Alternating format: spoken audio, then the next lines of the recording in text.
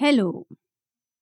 हम नाउन यानी संज्ञा के बारे में पढ़ चुके हैं और जानते हैं कि संज्ञा व्यक्ति, स्थान अथवा वस्तु का नाम होता है।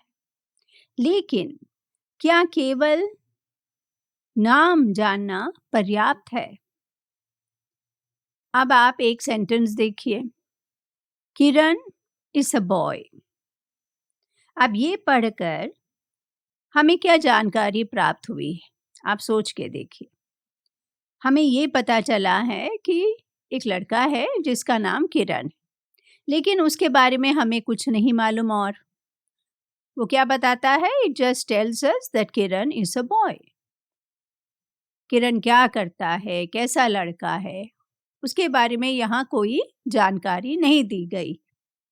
तो हमको क्या लगता है कि ऐसा एक सेंटेंस जो है वो इनइफेक्टिव है। सच अ सेंटेंस इज इनइफेक्टिव, मतलब अप्रभावी है। क्योंकि जब हम एक वाक्य लिखते हैं उसका अर्थ निकलना चाहिए, हमें काफ़ी कुछ समझ में आना चाहिए। तो इस प्रकार के हम सेंटेंस लिखें तो हमें ज़्यादा कुछ समझ में नहीं आता है। तो हमें क्या करना है अभी? We have to make the sentence more meaningful, उसको और प्रभावपूर्ण बनाना है। तो इसके लिए हम क्या करते हैं? We add words which tell us more about the noun. तो हम ऐसे शब्दों को जोड़ते हैं वाक्य में जो हमें संज्ञा या जो सर्वनाम है उसके बारे में अधिक जानकारी प्रदान करे। तो हमने क्या किया देखिए, वो सेंटेंस को पहले सेंटेंस लिखा था किरण इज अ बॉय, अब हमने क्या कर दिया उसको? Kiran is a hard working boy. तो हमने वहाँ एक शब्द लगा दिया, हार्ड वर्किंग। अब ये हार्ड वर्किंग लगाने से फ़ायदा क्या हुआ? फ़ायदा ये हुआ कि हमें ये समझ में आया कि किस प्रकार का लड़का है किरण, मेहनती है। तो एक बार हमें इस प्रकार का कोई शब्द मिल जाता है जो किसी का वर्णन करे या उसकी कोई विशेषता बताए, तो हमें वो सेंटेंस में अधिक हमें अर्थ दिखाई देता है। तो इसीलिए हम क्या कहते हैं? In short, such words that describe or modify a noun or pronoun, they are called adjectives. तो विशेषण क्या होते हैं? ऐसे शब्द होते हैं जो संख्या अथवा सर्वनाम का वर्णन करे। तो जो भी नाउन है, प्रोनाउन है, उसको डिस्क्राइब किया जाता है या उसको मॉडिफाई किया जाता है एडजेक्टिव के माध्यम से। तो हम देखते हैं एडजेक्टिव के फीचर्स क्या हैं, उसके लक्षण क्या हैं, विशेषताएं क्या हैं। तो पहला तो अभी हमने जैसे देखा, it adds to the meaning of the noun और प्रोनाउन, कि नाउन और प्रोनाउन का जो अर्थ है उसका थोड़ा विस्तार होता है जब हम एडजेक्टिव का प्रयोग करते हैं। अब जैसे हमने वो सेंटेंस में देखा था, एडजेक्टिव हमने जब जोड़ा तो हमें उस नाउन के बारे में, उस व्यक्ति के बारे में हमें अधिक जानकारी जो है वो प्राप्त हुई। तो ये उसका पहला उसका लक्षण है। फिर दूसरी विशेषता क्या है? कि जो भी जेंडर हो, वो नाउन या प्रोनाउन का, लिंग, स्त्रीलिंग हो, पुल्लिंग हो, विशेषण जो है वो बिल्कुल वैसे ही रहता है, उसमें कोई बदलाव नहीं आता। So the form of the adjective remains the same, it does not change with the gender of the noun और द प्रोनाउन। तो जैसे मान लीजिए हमने कहा हार्ड वर्किंग, जैसे हमने वो सेंटेंस में कहा, यदि हम कहें कि वो हार्ड वर्किंग बॉय है या हार्ड वर्किंग गर्ल है, तो बॉय हो या गर्ल, हार्ड वर्किंग तो हार्ड वर्किंग ही रहता है। तो एडजेक्टिव में कोई चेंज नहीं आता, लिंग बदल सकता है लेकिन जो एडजेक्टिव का जो फॉर्म है वो वैसे ही रहता है, उसमें कोई परिवर्तन नहीं आता। दूसरा क्या है उसका? It is not dependent on the number of the noun. जैसे एक वचन है, बहुवचन है, तो वचन का भी प्रभाव नहीं पड़ता एडजेक्टिव पर, एडजेक्टिव वैसे ही रहता है। जैसे मान लो हम कहते हैं this is a modern house. Modern house का मतलब आजकल जैसे ना आधुनिक ढंग से बनाया गया है, निर्मित है कोई मकान, तो हमने कहा मॉडर्न हाउस। यदि हम कहें हाउसेस, प्लूरल हो गया ना, वो तो बहुवचन हो गया, लेकिन मॉडर्न तो मॉडर्न ही रहेगा, मॉडर्न हाउसेस। तो किसको हमने सिंगुलर प्लूरल किया? हाउस को, नाउन को किया। पहले हमने हाउस कहा, फिर हमने हाउसेस कहा, लेकिन जो हमने एडजेक्टिव लगाया मॉडर्न, वो मॉडर्न ही रहता है, तो उसमें कोई बदलाव नहीं आता। तो आप क्या समझे अभी इसमें कि विशेषण का जो शब्द है वो वैसे ही रहता है, चाहे जेंडर कुछ भी हो या नंबर कुछ भी हो। So the noun may be singular or plural, the adjective remains the same. अब हमको देखना है उसके पोजीशन के बारे में कि वाक्य में ये एडजेक्टिव कहाँ लगाया जाता है। The position of the adjective can be along with the noun, depicting its quality or attribute. मतलब विशेषण जो है उसका स्थान संज्ञा के साथ में हो सकता है।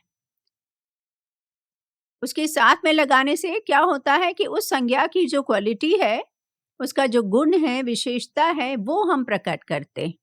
जैसे इंटेलिजेंट बॉय, तो यहाँ बॉय तो नाउन है, उसके साथ में हमने उसके पहले क्या लगा दिया? एक एडजेक्टिव, इंटेलिजेंट।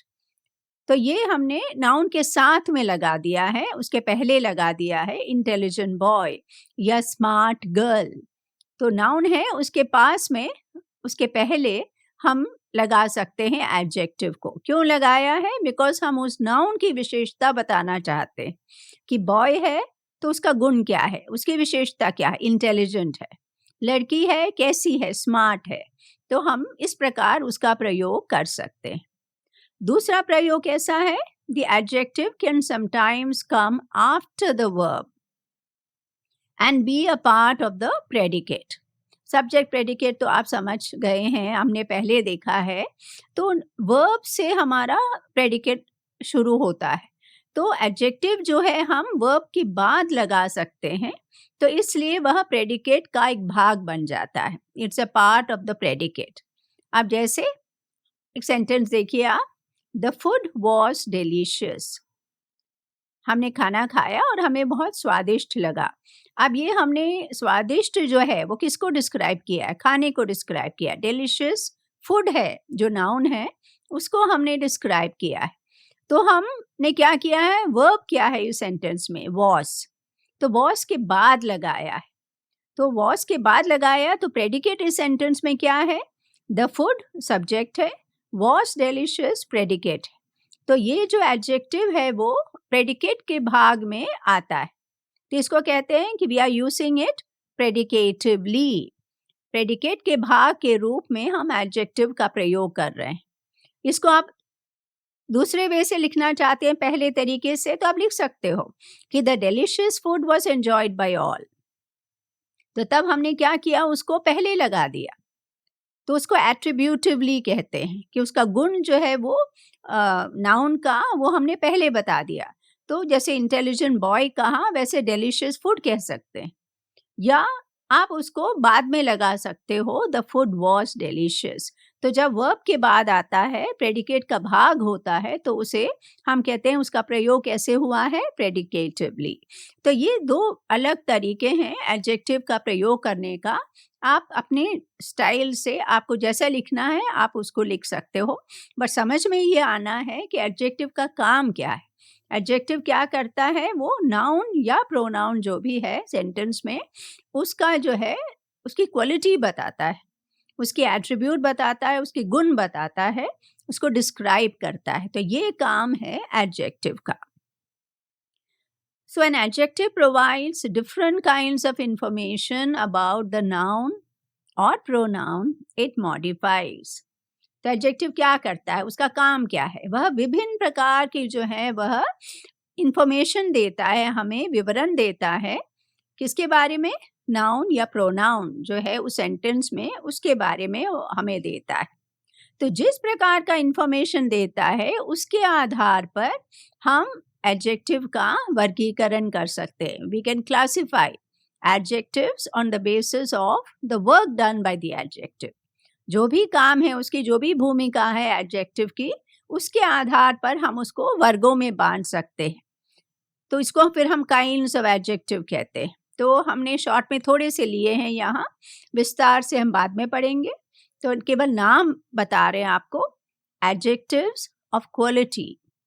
तो ये एडजेक्टिव क्या करती हैं? नाउन या प्रोनाउन के गुण बताती हैं, इसलिए गुणवाचक। दूसरा है एडजेक्टिव्स ऑफ क्वांटिटी, परिमाणवाचक। तो परिमाण, आपको नाम में ही पता लग जाता है क्या काम कर रहा है, वो परिमाण के बारे में बता रहा है, क्वांटिटी के बारे में। एडजेक्टिव्स ऑफ नंबर, नंबर होता है संख्या, तो संख्यावाचक। इंट्रोगेटिव एडजेक्टिव्स, इंट्रोगेटिव का मतलब प्रश्न पूछना, तो प्रश्नवाचक। और डेमोन्स्ट्रेटिव एडजेक्टिव्स, हम डेमोन्स्ट्रेटिव प्रोनाउन पढ़ चुके हैं, वैसे ही डेमोन्स्ट्रेटिव एडजेक्टिव होता है संकेतवाचक एडजेक्टिव जो है डेमोन्स्ट्रेटिव एडजेक्टिव। और भी हैं डिफरेंट काइंड्स ऑफ एडजेक्टिव्स। तो इसके बारे में तो हम डिटेल में अगले वीडियो में हम पढ़ेंगे, लेकिन अभी आप एडजेक्टिव का अर्थ तो समझ गए होंगे। तो आइए, समय है क्विक टेस्ट लेने का। अपने मोबाइल फ़ोन से QR कोड को स्कैन करिए और वीडियो के नीचे दिए गए लिंक को क्लिक भी कर सकते हैं आप। नोटिफिकेशन के लिए TTR के YouTube चैनल को सब्सक्राइब करें।